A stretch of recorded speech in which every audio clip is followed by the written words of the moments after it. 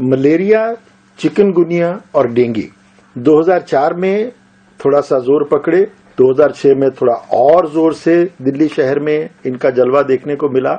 इस बार तो डेंगू के मामले जून महीने से ही सामने आने शुरू हो गए और इस बार लोगों को डेंगू और मलेरिया के मुकाबले चिकनगुनिया ज्यादा परेशान कर रहा है। तीनों बीमारियों को लेकर 3 पद्धतियां हमारे सामने हैं, एलोपैथी, आयुर्वेदिक और होम्योपैथी। दोस्तों, आज हमने इस बारे में बात करने के लिए अपने स्टूडियो में आमंत्रित किया है homeopathic consultant doctor A K. Gupta को। आपका स्वागत है अपना रेडियो 96.9 FM के स्टूडियो में।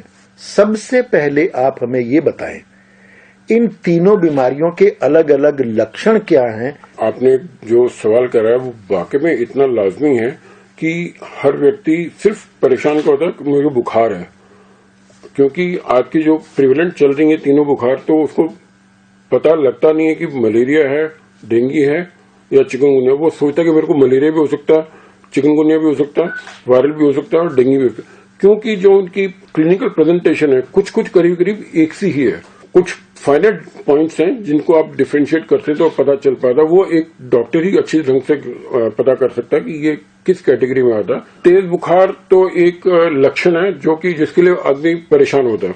उसके साथ एसोसिएटेड सिम्टम्स होते हैं एक्यूट हेडेक, गर्दन में दर्द, जोड़ों का दर्द, ठंड लगना, मिचली आना जिसे वॉमिटिंग नॉसिएटेड फीलिंग करना, और उसके साथ साथ कुछ इरप्शन होना। ये आमतौर पे देखे जा रहे हैं। जैसे मलेरिया का बुखार है, मलेरिया में उसका नॉर्मली क्या होता है कि एनोफिलीज मच्छर की वजह से आता है और उसमें बुखार चढ़ता है कंपकंपी से, मतलब ठंड नहीं होती, उसमें शिवरिंग होती है, राइगर होता है। जो कि वायरल फीवर होता है उसमें भी ठंड होती है बट राइगर नहीं होता। वो जिसे कि जैसे दांत किटकिटाने वाले मतलब कंपकंपी होती है, वो मलेरिया का मेन लक्षण है, जो कि हम डेंगू में या चिकनगुनिया में उस तेजी का प्रकोप ठंड का नहीं होता। एक डिफरेंशिएशन तो ये है, ठंड उसमें भी है, ठंड उसमें भी है, परंतु डिग्री ऑफ ठंड और degree of presentation is different. Then it is a fever. जो मलेरिया का फीवर है normally it comes on alternate days. एक दिन हुआ, दूसरे फिर इंटरमीडिएट फीवर आता, सेकेंड डे हो सकता कम हो, फिर तीसरे दिन फिर चढ़े। जबकि डेंगू और चिकनगुनिया में फीवर एक बार ही शुरू होता है तो इट परसिस्ट 101, 102, 103, 104 तक जा सकता है।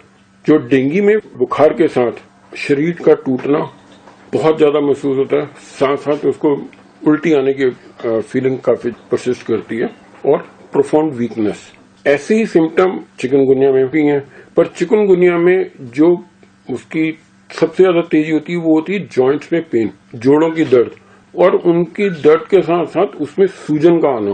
पेशेंट कई बार उठ भी नहीं पाता क्योंकि घुटनों के जोड़ इतने सख्त, इतने स्टिफ और इतने पेनफुल है कि he finds difficult to get up. तो इस डिग्री से हम हमें डिफरेंशिएट कर सकते हैं मलेरिया, डेंगू और चिकनगुनिया को। चिकनगुनिया में भी वी गेट रैशेस, वो छोटे छोटे जैसे पेचिकल रैशेस आते हैं, जैसे खसरा होता है, खसरे के, हाँ। और डेंगू में भी आते हैं, डेंगू में आते हैं पर वो नॉर्मली होते हैं they come in the on the abdomen, जबकि चिकनगुनिया में वो शरीर के किसी भी भाग में आ सकते हैं, हाथों में, पैरों में और एब्डोमेन में भी, इवन फेस पे भी, जबकि वो लिमिटेड रहते हैं in that case of dengue to the abdomen और trunk. Now, this is a finer point of differentiation from fever to fever, which a common man may not be able to understand and appreciate. फिर आती है बात उसके साथ तेजी के साथ, अगर डेंगू है तो उसमें कॉम्प्लिकेटरी होने के साथ साथ जैसी सिचुएशन आती है, they might be a bleeding.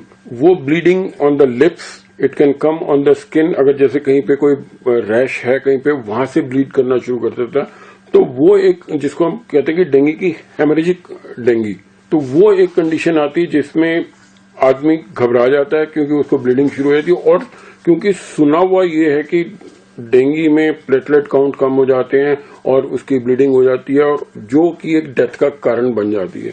तो इस वजह से जो एक पैनिक क्रिएट होता है, वहां पे मैं डेफिनेटली अपने श्रोताओं को और अपने इस माध्यम से कहना चाहूंगा कि पैनिक क्रिएट करने की जरूरत नहीं है।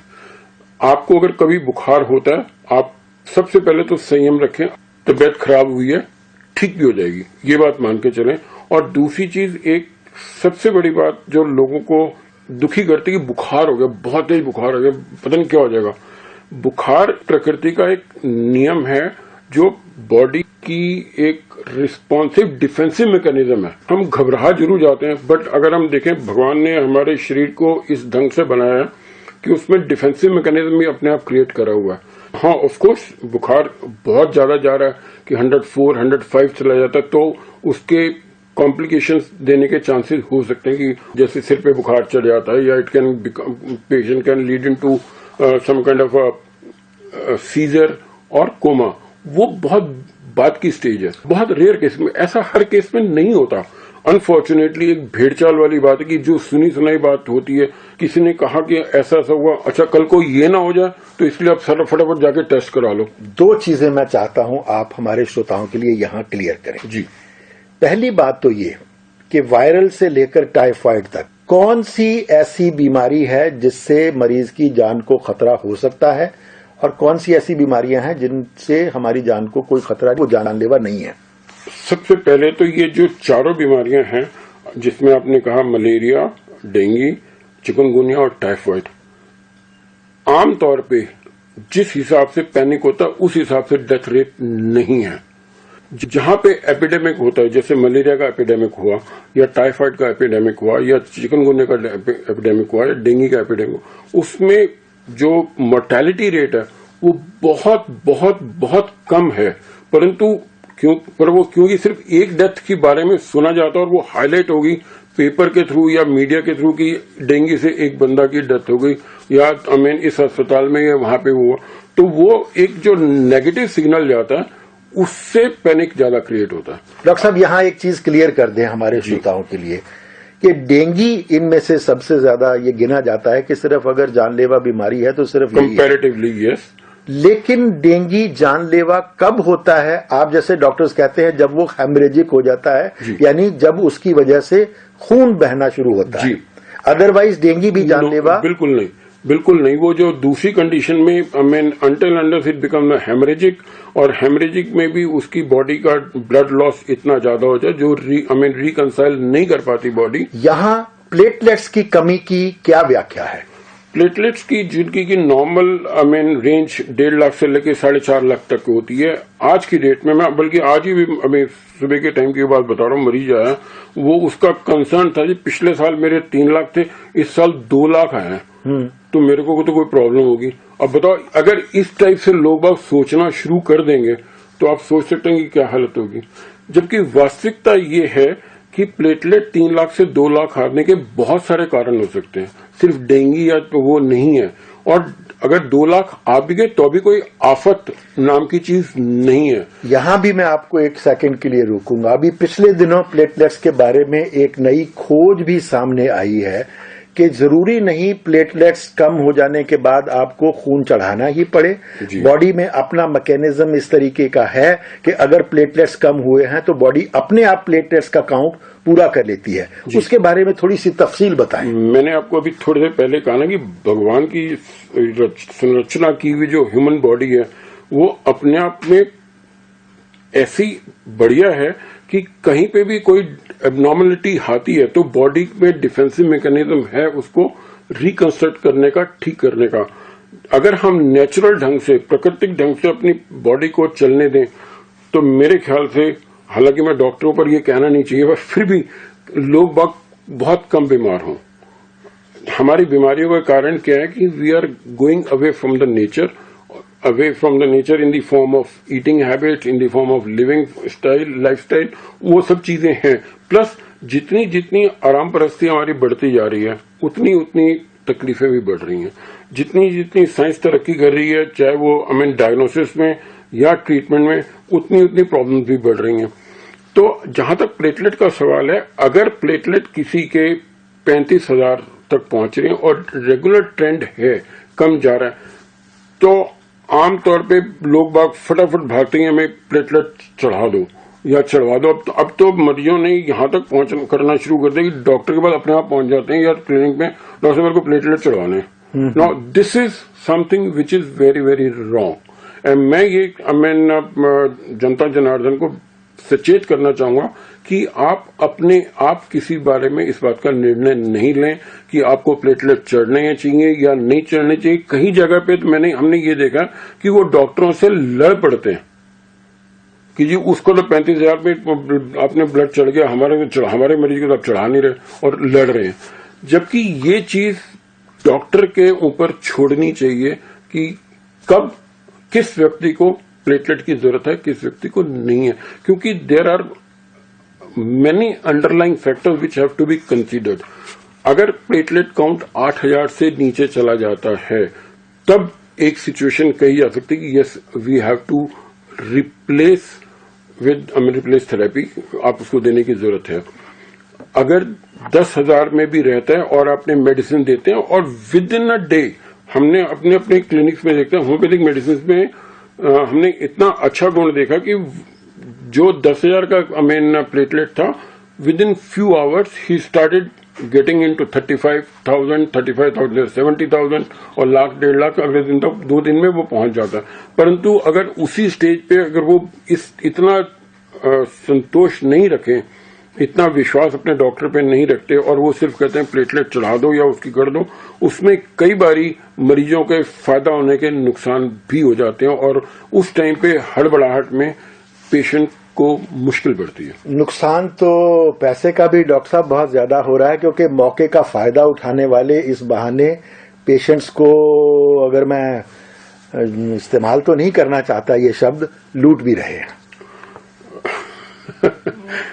शेख साहब, ये एक ऐसा एक कॉमन प्रश्न है जिसके ऊपर मैं कुछ खास टिप्पणी नहीं कर सकता, क्योंकि ये डिपेंड करता है हर आदमी की अपनी अंतरात्मा के ऊपर।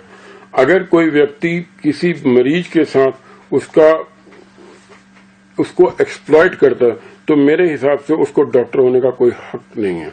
ही शुड नॉट बी, क्योंकि जो हमारी एक प्रोफेशन है वो that is a noble profession, जहां पे लोग बाग भगवान के बाद दूसरा जरिया डॉक्टर को देते हैं। तो अगर इस तरीके की कोई चीज है तो वाकई में ऐसा नहीं होना चाहिए। परंतु मैं यहाँ पे ये भी बताना चाहूंगा, जैसे आपने वो ये रखा मुद्दा, कुछ लोग ऐसे जो मरीज डॉक्टर को मजबूर कर देते हैं कि इस तरह की हरकत करने के लिए भी, तो इसलिए ये वन साइडेड ट्रैक नहीं है, ये 2 वे ट्रैफिक है। कहीं पे डॉक्टर्स भी जिम्मेदार हैं उसके लिए और कहीं पे मरीज भी जिम्मेदार है। तो इसलिए आप हर डॉक्टर को एक कैटेगरी के अंदर नहीं रख सकते कि सारे डॉक्टर इसी कैटेगरी में आते हैं।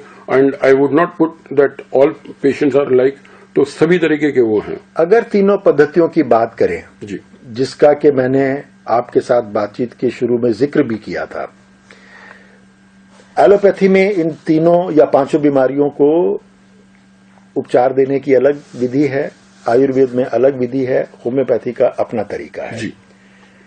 ऐसी धारणा क्यों बन गई है, जिसका जिक्र मैंने भी किया, कि एलोपैथी के मुकाबले आयुर्वेद में और होम्योपैथी में इसका उपचार बेहतर तरीके से संभव है। एलोपैथी की अपनी खूबियां हैं, आयुर्वेद की अपनी खूबियां हैं, होम्योपैथी की अपनी खूबी है।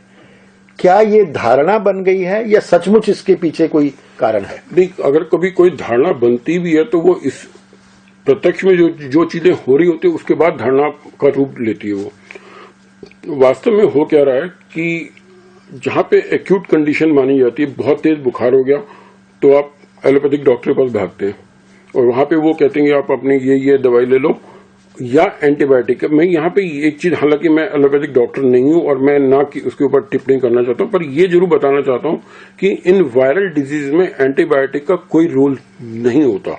और कई बारी पर मरीज, क्योंकि उनको पता था मेरे को बुखार था, जब इन्फेक्शन हुआ था, गले का इन्फेक्शन था, मैंने ये एंटीबायोटिक लिया था, तो मैं वो जाके अपने आप एंटीबायोटिक बाजार से लेता और खाना शुरू करता। ये बहुत गलत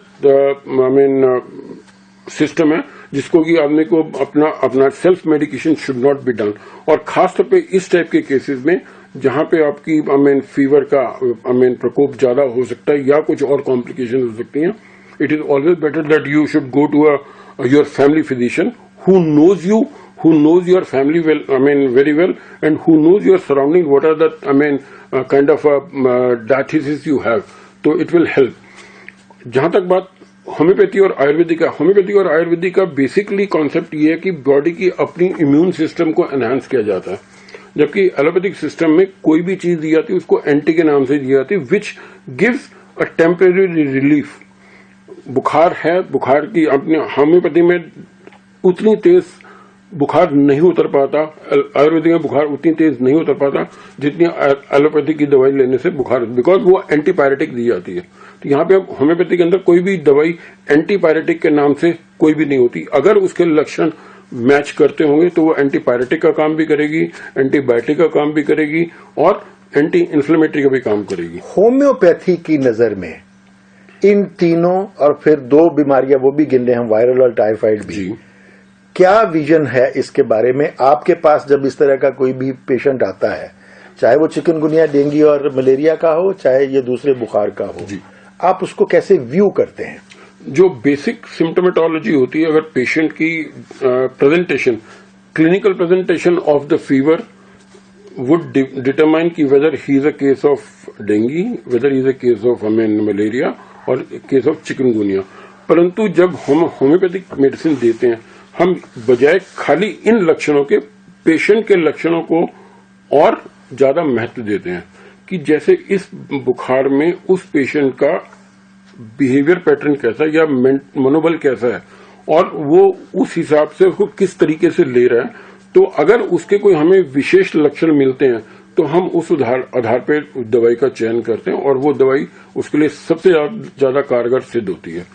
परंतु जब केसेस बहुत ज्यादा होते हैं, एक ही तरह के केसेस आने लगते हैं, तो कुछ दवाइयों को इस तरह माना जाता है कि जीनस एपिडेमिकस टाइप, कि अगर आपने 100 केसेस देख रहे हैं, 100 केसेस में 70 केसेस एक ही टाइप के थे या 80 केसेस, तो उनमें घूम फिर के 2 या 3 दवाइयां आती हैं जो दी गई हैं। तो फिर आदमी क्या होता है कि एक पेशेंट आता है तो उसको सबसे पहले वो ट्राई करने की कोशिश करता है।